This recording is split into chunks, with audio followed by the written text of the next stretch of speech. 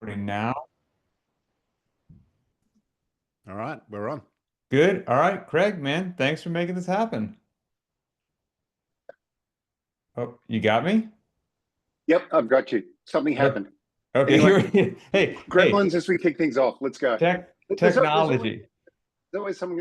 Yeah. Sorry, go for technology. now. We're Sorry. all good. So I'm just outside of Seattle, Washington. As I record this, it's just a little after 3 p.m. on Tuesday. And where are you located? What day and time is it for you?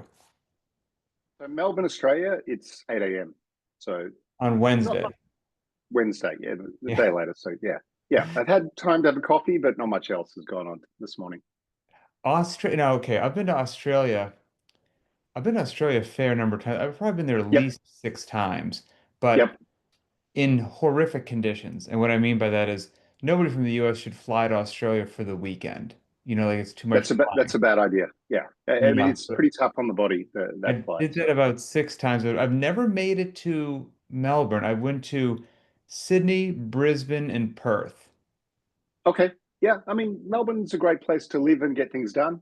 I don't get jealous of the other cities. I love all the cities in Australia. So, yeah, I mean, I enjoy, I mean, I've never been to Perth, but Sydney's a great city. I spent a bit of time up there. Yeah, it's a great place to live. Is it now in my limited exposure to Australia? I don't know if I'm putting some priorities on things that maybe aren't true because I haven't spent a ton of time there. But it was my understanding in my trips to Australia that Australians took their coffee very seriously. Yeah, I think Melbourne is a coffee capital of the world. So there Oh, was, really? yeah. So, I mean, lots of, after World War II, lots of Italian immigrants came to Melbourne. So I think there's a sort of a large diaspora of Italian immigrants, and they brought their coffee. So we take the coffee very seriously. Um, Yeah, so yeah, good place to check out coffee. But I think that's spread across the country now. In fact, you'll find that people that set up shop in Australia will go to the US and set up coffee shops there and start businesses there, and they're quite competitive because they brew better coffee than some of the Mm. incumbents. Yeah, the Hmm. Starbucks, and so yeah, so good place for coffee. Oh, I mean, that's it's a great place cool. to live. I mean, it's the culture here is not too dissimilar from I guess, West Coast US. I think it's a pretty similar group of people. So yeah, we're pretty Yeah, like-minded people. I'll Not tell on you. all fronts. No, I mean, again, every place has their good, their bad, and their middle ground and all that. But I'll tell you from I've traveled a lot in some of my previous occupations and any of my trips to Australia, as broad of a statement as it is, man, it's the Aussies were just good dudes. They were just really good people. I enjoyed them. Everyone's got their people you don't jive with, but on like a grand scale, they were fun. They weren't afraid to joke and laugh. They were kind of rough and tumble. They worked hard, played hard, and like I don't know. I had a good time every time I was in Australia. I give it two thumbs up. Excellent. Yeah. I mean, I don't think I've been to Seattle. I've been to Seattle once, and I think I was 19, so it's been quite a while. Um, Okay, it's Checked probably out the space. It probably has. Yeah, it's probably changed a lot. Great place though at the time. now, you said when we were going back and forth emailing a bit about your fitness journey and whatnot, you grew up swimming. Is that in a Hmm. pool? Because when I think of Australia, I think of great white Oh, sharks. That's what we're led to believe. well, yeah, Australian lifestyle is going to the beach and swimming in the surf. So you get very comfortable. Well, most of us just swimming in the surf, and like I don't surf, but like I'm very comfortable in the ocean. And grew up with relatives that would take me uh, into the water often, whether it's on a boat or on a surf ski, sort of longer canoes. But I did a lot of work in the pool in school. I mean, I wasn't a top swimmer. I was kind of a late bloomer, so like I was always half the size of some of the other kids I was swimming against, which is fine, just keeps you competitive. But yeah, I mean, fitness and athleticism started in the pool. So yeah, What was training your three or four race? times a week. What distance? Like I mean, mostly shorter distances. Okay, But sprinter yeah, style? yeah, sprinter style. I mean, yeah, I don't think I had that level of fitness for some of those longer events, which are pretty tough. Um, but yeah, I got to swim with some good dudes. I think at our school we had an Olympian swimmer, so Oh, that certainly wow. kept me on my toes. And hopefully, I think in the school record book, I have a one of the relay records in there because we had a few top swimmers in there, and I Nice. was just enough to get in there. So look, I don't That's have a like cool. a yeah, I'm not a top athlete sort of background, but fitness, exercise, athleticism, I think is important for a rounded person, and I try and stay active still. But back in the day, Hmm. that was in your pre-20s, right? I mean, back in your teenage years. Yeah, I yeah, mean, back in that day, swim practices were just known for like death by volume, right? Didn't just do like you're in the pool forever, yeah, like more meters yeah, the better. yeah, yeah. I mean, you just look at the line. Like, I guess it's pretty meditative, but yeah, you just looked at that white or black line. Is it black line? I can't remember. Um, I mean, these days, like, there's all the tech. You can put headphones on, listen to a podcast. Not that I Yeah, do yeah, that, right.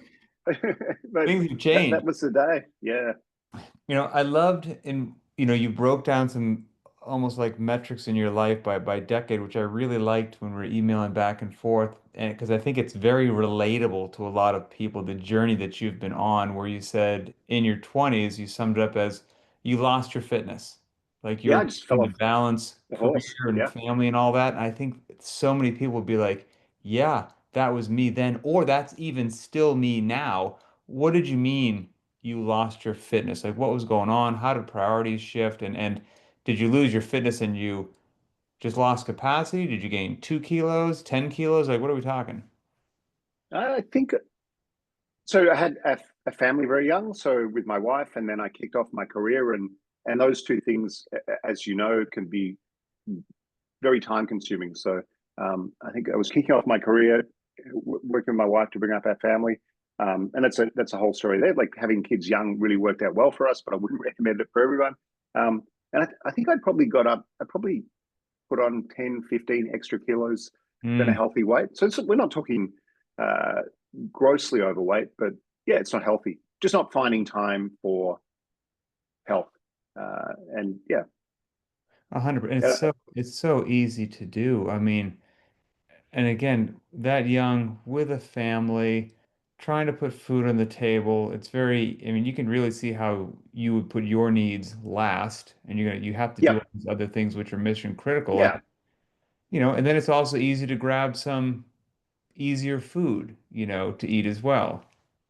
Probably, yeah. I probably overeat at lunches, and yeah, yeah. I probably wasn't eating the best diet at that time. So yeah, Were you that was a bit okay of a with it? struggle in the truth. If you can remember it all, like, is it something that did it bother you greatly at that time, or was it okay? Because some people for phases in their life, they just put fitness on a back burner, and it's like, doesn't bother me that much.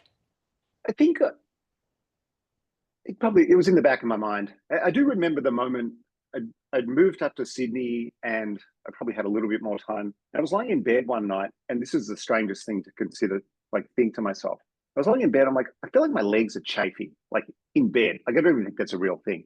And it just, like, that was a trigger point to, Mm, yeah, I need to, like, fix this up. So at that time, I was living in quite a beautiful part of Sydney.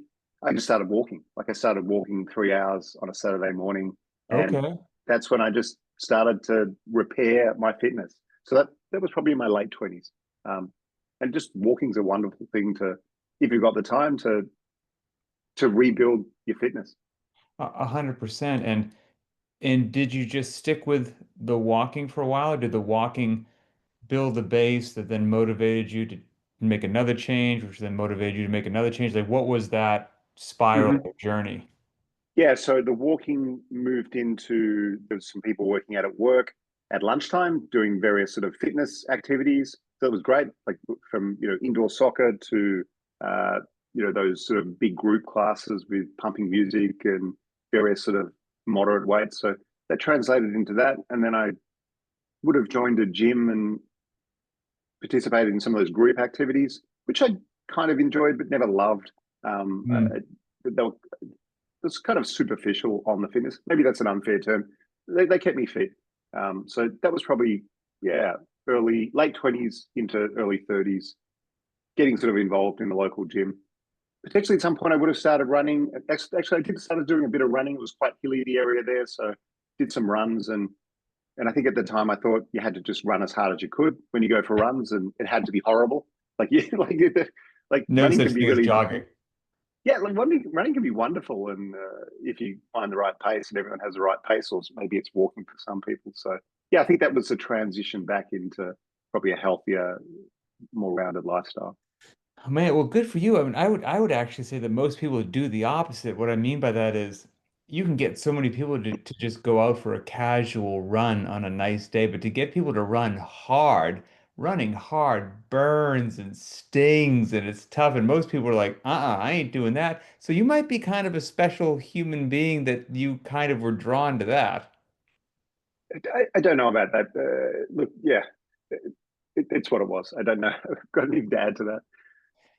And post now, the diet maybe has cleaned up a bit. You're in your 40s, you're still st you don't you after losing a bit of your fitness, you then regained it and stuck on it for like literally decades. In your 30s, Yeah, you're walking, going yeah, to the gym, turning around, you're running in your 40s. I mean, so is it safe to say that by that point in time, this is now something that you might be doing different activities, whether it's gym, whether it's walking, whether it's running, but fitness is now it's back in a part of your life, yeah, a priority, a yeah. part of your routine. It's part of your identity, and when it's part of your identity, you're you do what it takes to stay fit. So yeah, I think in my 40s, lots of running. Definitely did lots of running. Trained for a marathon. Um, would run, run commute to work and just run on the weekend. Commuting on my bike, so it was a good 15, 20 kilometers to the office before COVID, where I would just ride in and ride out, and that's a great foundation for fitness. Um, and yeah, so ever since I've kept fit. But I think a lot of running and riding, actually over the years, it got hard to stay motivated on that because it's just doing the Mhm. same thing. I mean, I enjoy those activities, but yeah, Does get repetitive. it does. You said in your 40s. How old are you now? I am 49, almost 50, Pat.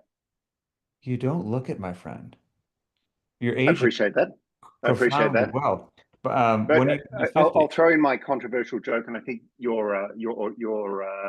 this group will find it interesting. So I think Go it's a ahead. vegan lifestyle. I think it's a vegan lifestyle, Pat, that's keeping me young, um, and it's a controversial thing for this community. I think. Um, Whatever it is, it's working. And I'm 49 myself. I'm going to be turned 50 this year. When do you turn? What month do you turn 50? no, November, I turn 50. So Okay, I'll beat you by just a little bit. I'll be there in August. okay, very good. So I don't think we should measure our age based on a chronological age. Maybe we should be measuring it on the clean and jerk weight we can do or something else. Right, right, right. But it is amazing, and I don't want to speak for you. I mean, I got to make sure that I warm up. It does take me longer to get below parallel than I would want. I do have to make sure, like, if I don't stretch my hip flexors, I notice. Like, there are things that maybe in the past I used to be able to get away with that I can't quite get away with, so to speak. Or if I do, I notice that I've been neglecting them more than I have. Yeah, However, if I do try to remember a long time ago, like when I was a teenager, to the best of my recollection, if you asked, like, had a time machine and asked like 15 or 16-year-old Pat, yeah, describe somebody who's like about to turn 50, I'd be like, well, they're almost dead. I mean, and all, they're of course, as of course. old as the hills and they're almost dead. And now knocking on the door of 50, it's far better in every regard than I ever had imagined, if you had asked me when I was 15 years old. And I think depending upon the life that you're living, the nutritional choices that you're making, the sleep that you are or aren't getting, the movement selection that you choose to do or not do, you can be so many different variations of 50 that Yeah, I think it's astonishing. yeah, yeah. I mean, I haven't been to a school reunion for a long time, but I read about just the striking difference between people and the lifestyles they've chosen to take, and just the variation that you see when you sort of return to those events. A I hundred mean, percent. yeah, What's going on in Australia? I can't speak for your country, but you know, in America, I mean, we just have such an epidemic going on with unhealthy individuals, poor diet, sedentary lifestyle, cascading into a staggering number of illnesses and diseases and terrible quality of life and hmm early, you name it. Um, hmm it's more than half of the population. I don't get my yeah, some people fact correct me, but it's and it's only getting worse and worse. What's the situation over there? I mean, I don't think we're far behind the US. I don't think we're as bad. I mean, they talk about the American SAD diet, whatever that stands for. Can't remember what Uh, it stands for. I can't remember either. I don't think it's as bad here, but like we very much mirror the some of the US uh, uh, culture. Um, Hmm. I don't. I mean, I don't really have a great answer. Like, I don't think. But it is a concern and an issue. Like it's I don't think. Maybe I'll say something positive. I think the I don't know if you see this trend in the US. I see a trend in youth in Australia where uh, they are turning away from alcohol. I think this is probably a little side thread, but I think that's interesting because alcohol is certainly a contributor to some of the poor sure. lifestyle outcomes. But I see this, there's data around this, and I see this in my kids as well, or some of them, that just turning away from alcohol and embracing fitness. So I see some positive trends there in the younger generations. So I think that's positive. Oh, Um, that would be, I'm not sure about that, but that's really cool to hear that that's I feel like that's a growing phenomena for younger generations to good embrace for them. fitness on a Saturday morning rather than a big night on Friday night. Good for But them. yeah, for the broader population and health, I can't really speak authoritatively for Sure. Australia. You mentioned the vegan lifestyle, vegan diet. How long have you been doing that? I, and I was mostly being controversial and joking Oh, about that. I don't actually think that that I was has going to dive contributed into to it. uh, like I think looking good lifestyle, not drinking too much, and probably some genes is helpful. Vegan lifestyle 10 years. I think there's definitely some downsides. I'm not a zealot here. I'm not judging anyone else on their decisions. It's just Sure. something personally I do. I think our daughter came home 10 years ago and said, "Oh, Dad, I'm going vegan." And I'm like, "Okay, we'll join you," just to because she never showed passion or anything. Not that's unfair. Wouldn't often sort of be really passionate about something. So we Sure. joined her for 2 weeks, and then after 2 weeks, we thought we better check out. This is myself and my wife. We better check out what this vegan life is. It like this vegan diet's about? Is this going to kill us? Can we do this for a little bit longer? And I think when we looked into it, we're like, oh, there's some health benefits. And just started reading about some of the animal ethics side of things. So I've been doing that for 10 years. But Wow. you need to And work harder to get the protein, for well, I was sure. going to say, and we certainly have people who are vegetarian and vegan in strength training, in Linchpin, in Yep, everywhere. And yep. but there could be people interested in that lifestyle, interested in pros and cons. And probably one of the most common questions would be something revolving around protein. You're obviously quite familiar with it. What are common sources? Like what's a common breakfast? What's a common lunch or dinner? Breakfast for me, I'm pretty scripted. Breakfast is oats, yeah, essentially every morning, and would be using sort of fortified, uh, was it soy milk with some Okay. of the, I think, calcium. Lunch for me is like most people wouldn't do it. It's literally frozen veggies with, um, you know, what do we call them? Pumpkin seeds and hemp seeds Okay. um, and that type of thing. So really simple, but getting the same thing every day and getting nutrients. So Yeah. broccoli and peas, literally frozen veggies. Like it's just a simple lunch, but I can do the same thing every day. Dinner would often be a variety of things, and my wife is a wonderful vegan cook, so there's always interesting meals there. Um, and yeah, and my son's trying to put on weight at the moment. He's vegan as well by choice, so he will make often these very high protein shakes with lots of there'll be sort of cashews and yeah, various items that sort of boost some of that protein, and he tracks it, so that's helpful. So Oh, it very requires a cool. bit more work, but yeah, look, maybe I could be have more, carry more muscle mass if I ate a meat based diet, but I don't think I'm falling short. Like it's not impacting my lifestyle. I got a feel that you're probably fine, and based upon what you just said there, which is like overwhelmingly like amazing high quality real foods, I think Yeah, you're it's real food. probably Yeah, doing better than most, quite this frankly. is true. Yeah, I mean Oreos are vegan, and that's not a great vegan diet. Right, right. I mean, yes, you can make good choices or poor choices with almost any, slap on your face. You could do the zone and make terrible choices or good choices or whatever it happens to be. So yes, I mean, Yeah, yeah. 100%. So, so I guess why we've got a small audience here, my advice is just eat a little less meat and eat, a few more veggies. Like you don't have to be all or nothing here. Um, Hmm. yeah, I know we've got a few vegans in Linchpin, 100%.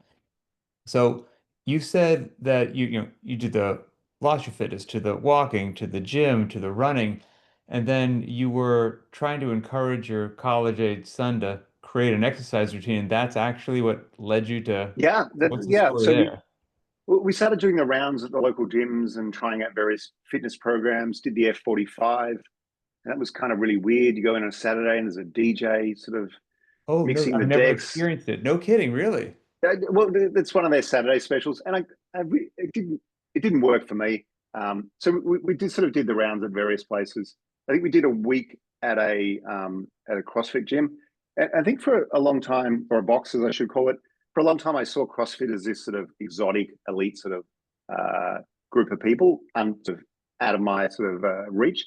And that was kind of I enjoyed doing that for the week, and I thought it was interesting, and I sort of got in my head that maybe this is something that's approachable.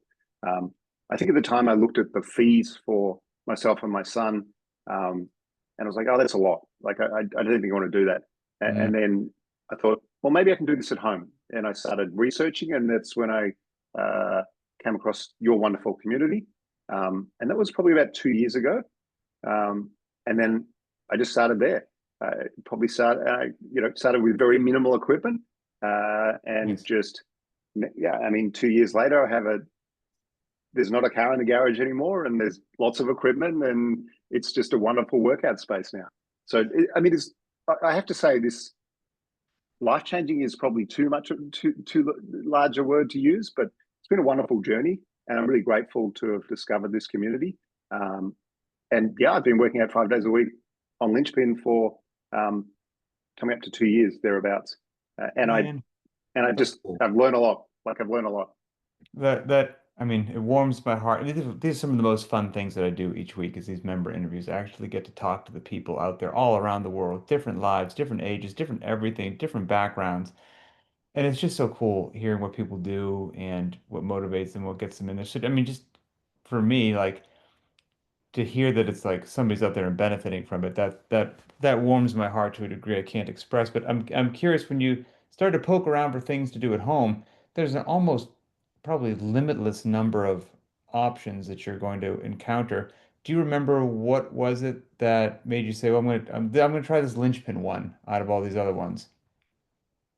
Or did we just get lucky and random? No, I think I think from memory, it didn't seem overhyped. Hmm, It didn't seem over marketed. It felt that's true. grassroots. Like and I mean, there's a downside for that as well. But like Right. it felt really genuine. It's like these are. It felt like there was a real community rather than someone selling me something. Hmm. Um, and I imagine the price point was like, well, this seems competitive as well. But Hmm. but I it just felt very genuine, down to earth. And I mean, that's what I love about it. But I think that was what sort of brought me in as well. I'm curious. I mean, your dedication has been honestly remarkable. I say this, I beat this drum all the time. Don't get me wrong.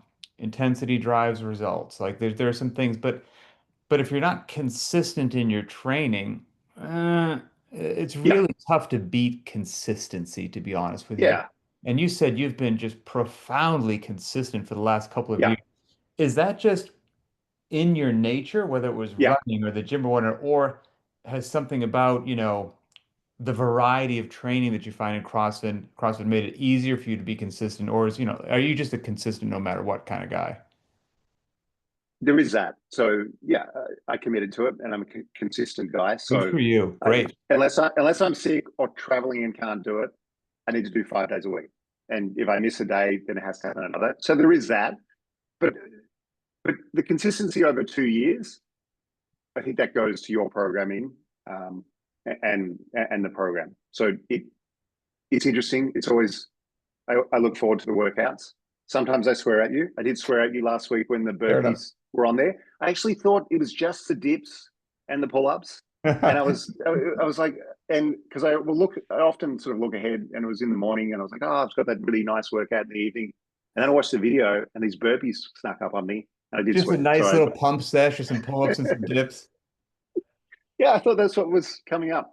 That burpee workout, Death by Burpees, is an amazing workout once you've done it. Like it's just so simple and You know, we had, I feel so bad now that her name just slipped out of my head. One of the members of Linchpin, she's just about to turn 65 years old, it's and just she wonderful. did the round of 13. That's wonderful. I don't think did I make 13? Maybe I did only do 13. That's just I phenomenal. did 13 and stopped. Okay, Yeah, like that's yeah, yeah. I remember. I think yeah, that's wonderful. I have so much admiration for people in their later years, or 65 is not later years, just you know, mid later years that yep. can keep their body I mean, so that's fit. the goal, right? Yeah, that's absolutely the goal. That's what I'm here for. I think so. I mean, something we didn't touch on. I really didn't do a lot of resistance work over my Mm, athletic career, um, and I just ignored it. I didn't think it was important. I thought I could just run, ride a bike, hmm. and that was enough. I read Peter Attia's book. I don't know if you read his book, and he I talks a haven't lot read it. about.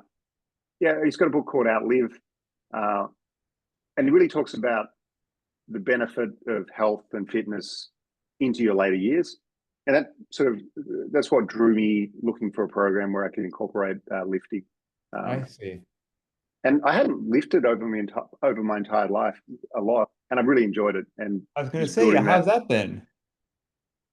it was tough to start with. Like I mean, I got tennis elbow with the barbell because it just my Your joints body's like, and what are you doing? head just didn't have the strength. But I'm really enjoying it now, and just every month, well, I can't measure it every month. I'm just growing strength, and Oh, I'm getting stronger, and probably stronger, like stronger than I've ever been. that's such a So wonderful thing. I mean, it's so critically important. I mean, it's especially as the decades click by. I mean, just mhm, mission critical. mhm.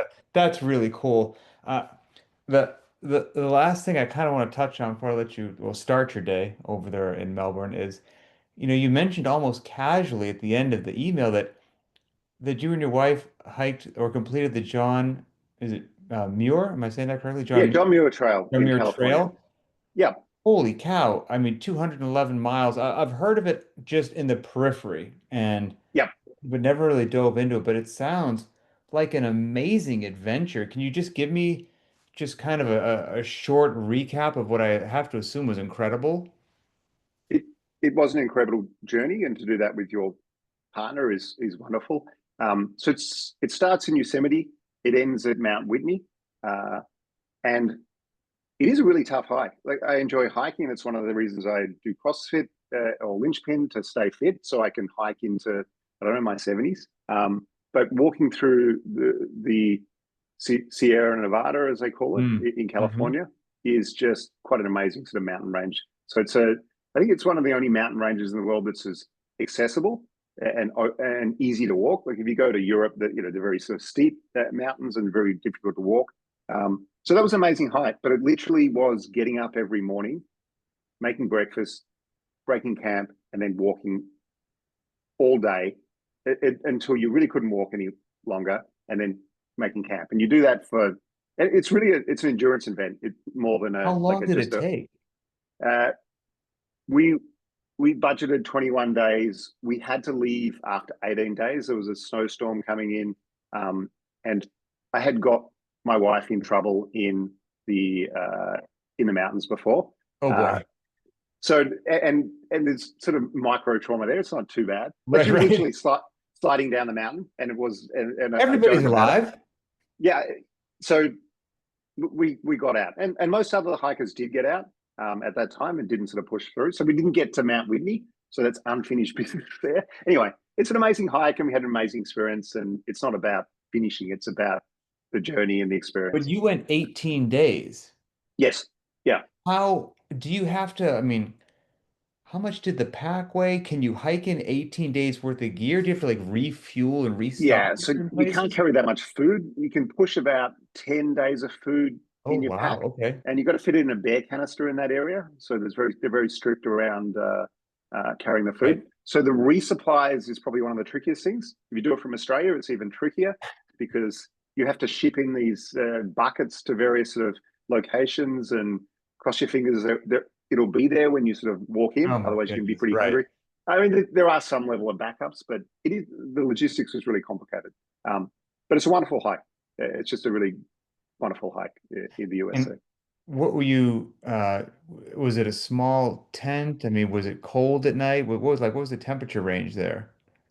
Yeah, so lots of lightweight gear. So the tent is pretty compact, and because you're carrying a lot of gear, and you literally sort of walk vertical kilometers up and down, every day. So it's not just like the how many miles is it? 200. That undersells sort of the vertical kilometers. So you're carrying a Hmm. very lightweight gear. Overnight, it can get pretty cold, but you carry some pretty warm sleeping bags. But just some in the morning when you wake up and your water's frozen and things like that, it's pretty chilly. So like, but it's a challenge.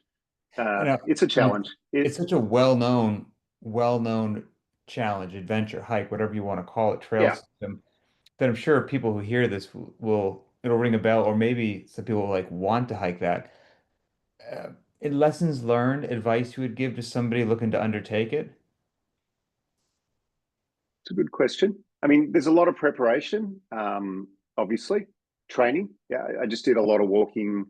I don't have mountains around where I live. I would just put on a 20-kilogram backpack and just walk for 3 or 4 hours. So just building up that sort of base, uh, Hmm. ability. Did you pack correctly? Bring good.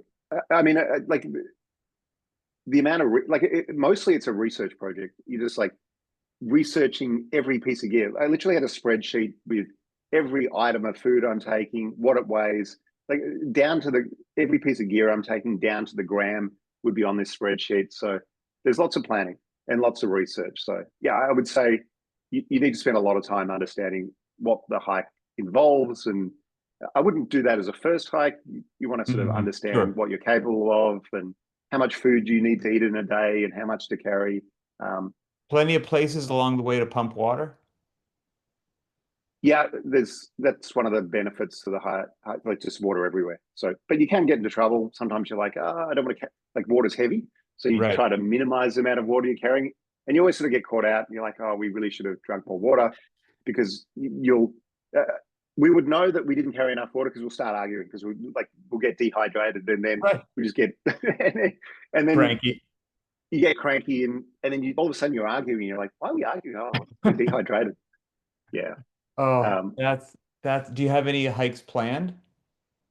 Uh, Not at the moment. I think next needs to be like a pretty chill sort of Yes. holiday. So yeah, there will be another hike. I'm very grateful my wife came on the hike with me. It's not like she enjoys hiking and she enjoys the outdoors, but she's not as dedicated to Oh, that's I mean, it's right an there. 18 endurance event. days. It's an endurance fitness event. It's not sort of a walk in the woods. Um, No, I believe it. Man, that's super, super cool. I've done a little bit of hiking and backpacking, but nothing even remotely close to that. I bet every now and then you just were at the right spot at the right time for probably either just an epic sunset or an epic sunrise that just looked like something out of a movie or a postcard. Yeah, I mean, it's very beautiful. Yeah, just lakes, alpine lakes are pretty wonderful. You jump in for a swim after a long day; they're freezing, but you clean, and then you go to sleep, and you get in your warm sleeping bag and wake up the next day and do it again. That's cool. Well, Yeah. man, Craig, I appreciate it, man. I appreciate you, carving out a little time early in the morning there in Melbourne to make this Mhm. happen and sharing all of your different Yep. fitness adventures with everybody. My pleasure, Pat. Love what you're doing. Really love being part of this community, and actually, I think the other people in the community that post on Facebook, I'm a bit of a lurker there. I really appreciate the time they take because it makes it feel like I'm part of this. Well, I am part of this very large community of people that care about each other and look out for each other and helping us all stay fitter and live healthier, longer, uh, better lives. So it's really wonderful what you've created here, and I hope it continues to bloom and grow. Oh, my pleasure. Thank you for the support. And if you or your family find yourself in the greater Seattle area, shoot me an email. Thanks, Pat. All right, Craig, have a Have a good great day. evening.